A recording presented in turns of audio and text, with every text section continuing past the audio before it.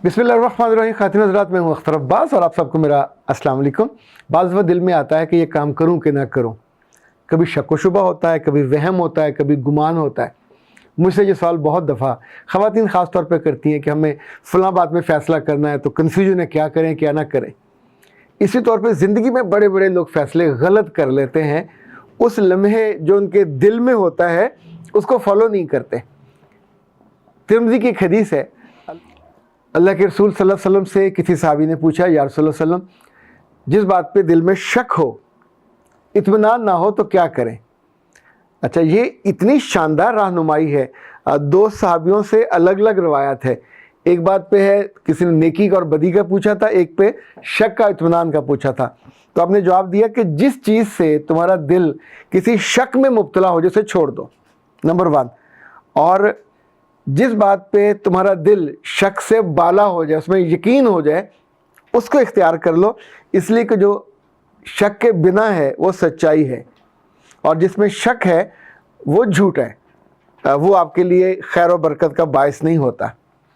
अच्छा, जो दूसरी हदीस के अल्फाज थे कि जिस बात पे तुम्हारा दिल ठुक जाए वो नेकी है, और जिस बात पे तुम्हारा दिल लर्जे या डरे या उस पर उसकी राय मुख्तलिफ हो, उसको छोड़ देना चाहिए। कभी कभी बच्चियाँ ये पूछती हैं, सर मैं शादी से पहले जॉब करती थी, बहुत अच्छे कपड़े पहनती थी और बड़े मज़े में रहती थी। ज़ाहिर है वरना इंडिपेंडेंट होता है तो माँ बाप को भी खुशी भी होती है कि बेटी किसी आरे लग गई, काम लग गई, बाहर से आपकी नेकनामी भी हो रही होती है, बच्ची भी घर बैठी आंखों को भी अच्छी लगती है। वेली बैठी तो कभी को बच्ची अच्छी नहीं लगती। तो जब आप काम में होते हैं, टीचिंग में हो, नर्सिंग में हो, किसी जगह भी काम कर रहे हो और आपकी इज़्ज़त भी महफूज हो, इत्मीनान भी आपके चेहरे पे हो, जब वापस आती हैं बेटियां तो माएँ उनका माथा देखती हैं, उनकी आंखों को देखती हैं, उनके अंदर इत्मीनान है कि नहीं है। अगर वहाँ इत्मीनान ना हो, वहाँ चोरी हो, तो फिर तो परेशानी की बात होती है।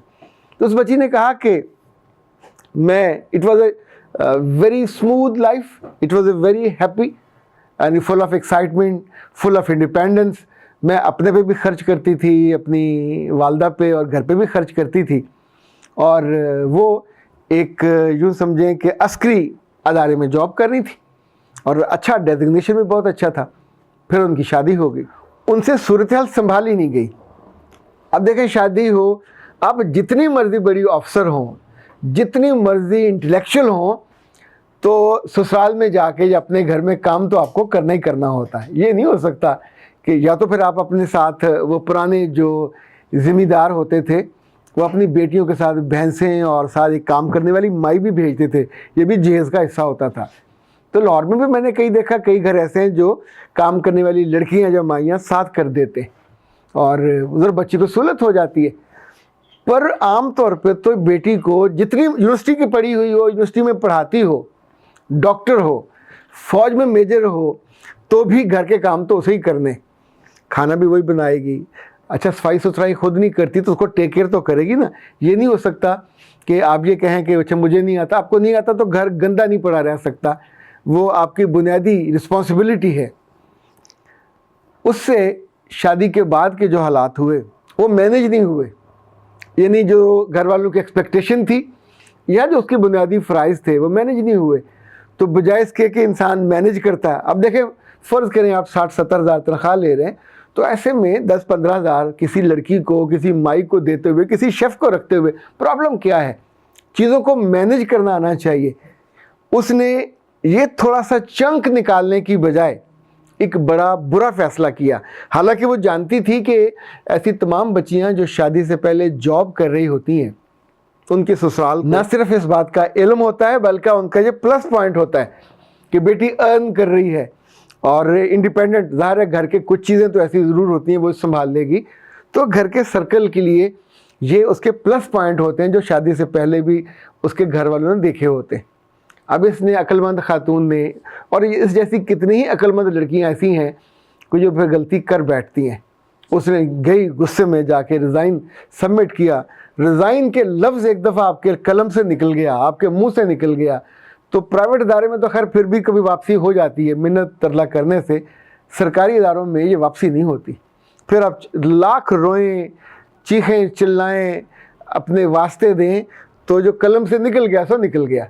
جیسے کوئی بندہ پھانسی چڑھ گیا تو پھر معافی کے بعد بھی واپسی نہیں ہوتی، روح واپس نہیں آتی، تو یہی حال استعفے کا ہوتا ہے. یہ بھی ایک دفعہ آپ کے اس پورے کریئر کی جان نکل جاتی ہے. اب نئے سرے سے بھی آپ کوئی کرو. خاتون حضرات، ایسی کئی بچیوں سے میں کبھی پوچھتا ہوں کہ جب تم یہ اتنا عقل مندی کا فیصلہ کر رہی تھی تو تمہیں اصل میں انگیخت کس نے کیا؟ یعنی تمہیں اریٹیٹ کیا، ایجوکیٹ نہیں کیا، یہ تو انفیکٹ آپ سے غلط ٹریک پہ لے جا کے آپ سے فیصلہ کروایا. تو کئی دفعہ یہ ہوتا ہے کہ بالکل آپ کے جو قریب کی لڑکیاں ہوتی ہیں، آپ کی وہ سگی دوست، سگی بہن یا آپ کی سگی نند، چونکہ جو آپ کی پرسنالٹی سے، آپ کے مقام سے یا اس گھر میں عزت سے جل رہی ہوتی ہیں، آپ کی غیر موجودگی میں آپ چاہو نہ چاہو، آپ کے سسرال میں آپ کی خوبصورتی کا تذکرہ بھی ہوتا ہے، انہاں دی نو بڑی سونی ہے، کم دی بھی اچھی ہے گی، نوکری کرتی ہے، ان کو بھی سنبھالتی ہے. اچھا، آپ کے سامنے وہ یہ نہیں کہیں گے تو کیا اس کا آپ نے لینا دینا؟ In your absence legacy is good. In your absence جو آپ کی تعریف ہے وہ ہو رہی ہے، تو سامنے نہ بھی ہو تو بس میاں کر لے کافی ہے. اگر کوئی بھی نہ کرے تو میں آپ کو شارٹ کٹ بتاتا ہوں. کمرے کی ساری روشنیوں کو آن کیا کریں، آئینے کے سامنے جا کے کھڑے ہو جا کریں، خوب اچھا سا میک اپ کیا اور پھر آئینے میں دیکھ کر کہا، اے انیلا، یا جو بھی آپ کا نام ہے، اے شبیلا، اے قبیلہ، تجھ جیسی تو خوبصورت، تجھ جیسی عقل مند دنیا میں کوئی نہیں ہے. پھر اس پہ یہاں تک مسکرایا کرے اور مسکرا کے لائٹیں بند کر دی. وہ جو آپ کا کتھارسس تھا وہ ہو گیا، آپ نے منہ سے کہہ دیا، کانوں نے سن لیا. اب آپ پیارے بھی ہیں، خوبصورت بھی ہیں، سب کچھ ہے. وہ جو سننے کی چاہ تھی وہ نہیں پوری، نو پرابلم، خود پوری کر لیتے. کسی ایک دوست سے کہہ لیا، کسی ایک بہت قریبی سے، پیاری سے کہہ لیا کہ یہ جملے تم نے مجھے ہفتے میں 2 دفعہ کہنے. اچھا، دوست ہنستے ہوئے جب فون کرے تو ساتھ کہیں پہلے تم اپنی ذمہ داری پوری کرو.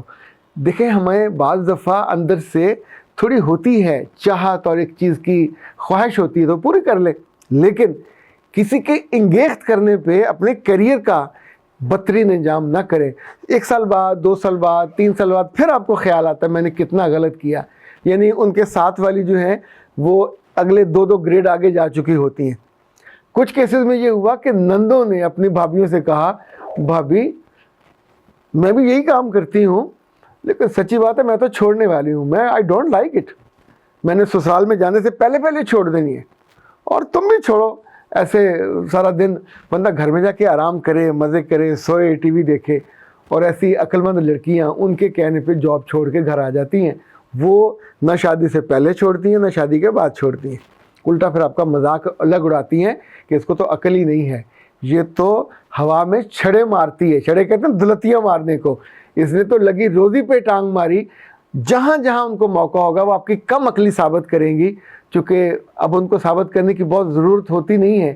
آپ نے پہلے ہی ثابت کر دیا ہوتا ہے کہ یس، جو مسٹیک ہے چھوٹی سی ہوتی ہے، بلنڈر مسٹیک کئی مسٹیکوں کا ابا جی ہوتا ہے، پر یہ والا تو دھماکہ ہے جو خود آپ کی بعض دفعہ خوشیوں کو، بعض دفعہ خوشحالی کو، اور کئی دفعہ یہ ہوتا ہے کہ آپ کے اندر کے اطمینان کو، چین کو رخصت کر دیتا ہے. ان بچوں سے پوچھنا تمہیں شک، جب تم نے یہ فیصلہ کیا تمہیں اطمینان تھا؟ تو اکثر دل ایسے لرز رہے ہوتے ہیں. تو اللہ کے بندو، اللہ کے رسول کی بات کو اگر پڑھا ہو اور یاد رکھا ہو تو جس بات پہ شک ہو مت کرو، جس بات پہ اطمینان ہو وہ کرو. تو پھر عام طور پہ انسان غلط فیصلہ کرنے سے بچ جاتا ہے. اختر عباس کو دیجیے اجازت. السلام علیکم.